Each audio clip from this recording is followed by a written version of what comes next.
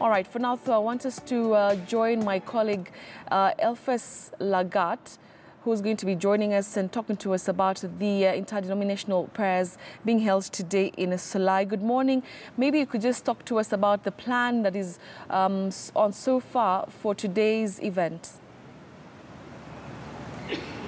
Well, good morning to you, Betty, in the studio. This morning, we've started off by going to Nakuru County Morgue, which also referred to as Kwajak Morgue, where a number of those who lost their loved ones, at least 47 people who died on the tragic Wednesday night when one of the Patel dams burst, and raging waters sweeping an entire village, Energy Village, and other villages that were also affected. So this morning, relatives, those are family and friends of those who lost their loved ones, are here at Nakuru County Morgue to just come and collect the bodies of their loved ones ahead of the interdenominational prayer that is going to happen at Solai. So this particular place where I'm standing and speaking to you from, Betty, is 40 minutes away from Solai. So this morning, the relatives, the families and friends of those who lost their loved ones are collecting the bodies of their loved ones, and they will be proceeding to Solai, where there will be mass burial as well. We will be expecting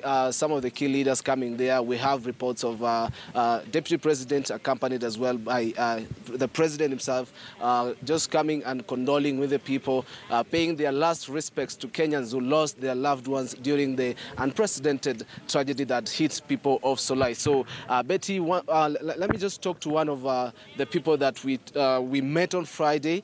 Her name is Rebecca Kimer. Rebecca Kimer, thank you so much for joining us again.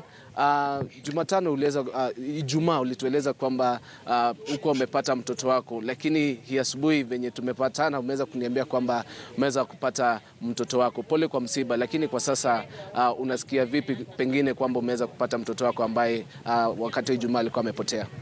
Saizi nasikia vizuri. Naweza hata kufurahi kwa sababu heri kupata mwili kuliko kukosa. Sasa pengine mpango ni gani hasa ukiendelea? Pengine mazishi yatafanyika wapi? Solai ama pengine nyinyi mtaenda nyumbani? Kwa saizi mazishi tu ni Solai kwa sababu huko ndio nyumbani, huko ndio shamba iko. Pole kwa msiba uliokupata, Rebecca Kimer. Betty, that is one of the persons who are affected. Her name is Rebecca Kimer. We had a conversation with her on Friday.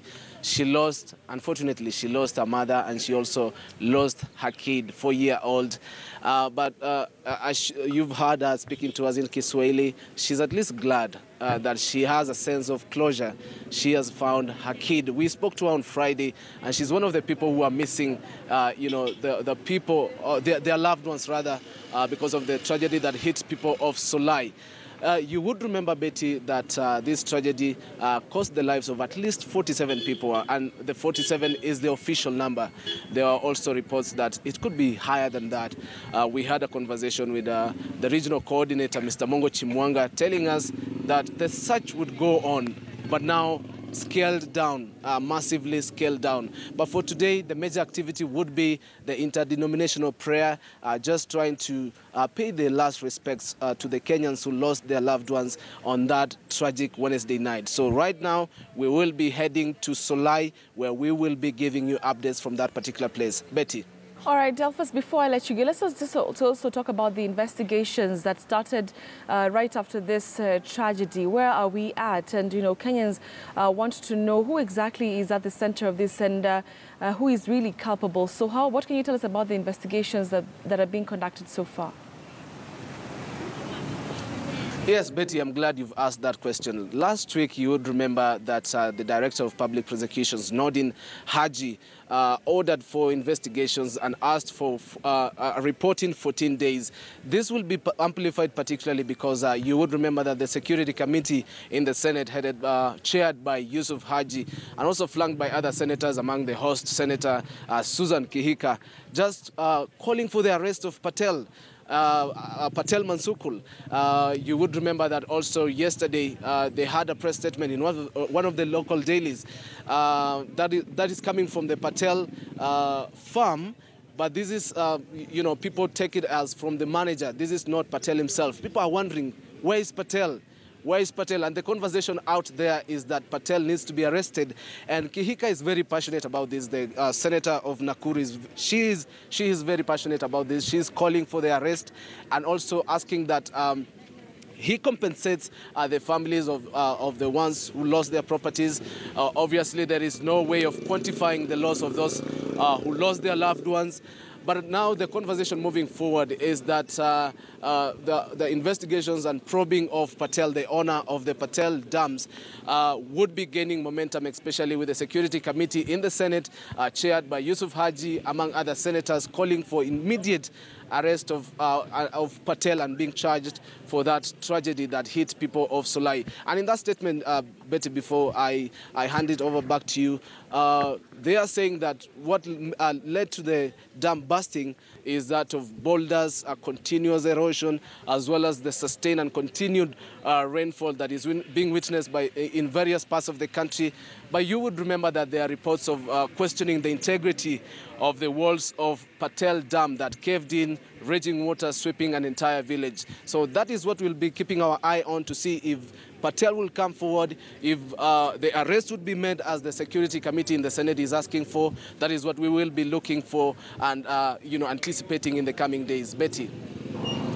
All right. Also, Elfas, we understand that in the same region there are two more dams which some residents were saying should be investigated and looked and checked to see just how safe and how secure are they. I don't know how, if you have any more detail on this and if you can confirm indeed that there are two dams around the same region that also would need some checking.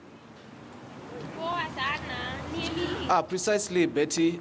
You would remember that Interior CS Fred Matiang'i had called for a multi-agency that would be investigating to assess the structural integrity of the remaining dams. You would remember that Patel had 7 dams.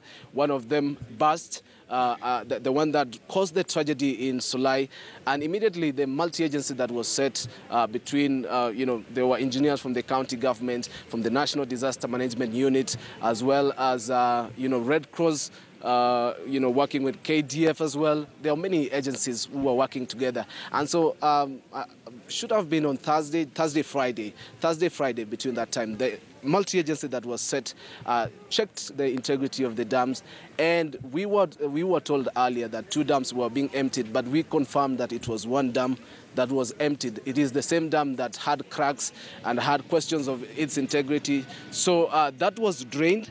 And even that exercise was completed, should have been completed by now. But that is to tell you that there are other dams that still have water in the Patel dams. And, residents would wish, if residents were to be granted their wish, they would wish that all these dams are drained, because the way they are located, the way they are situated, is still in a hilly place, Betty. And you would also agree with me that there are still a number, so many people are living downstream of these particular dams.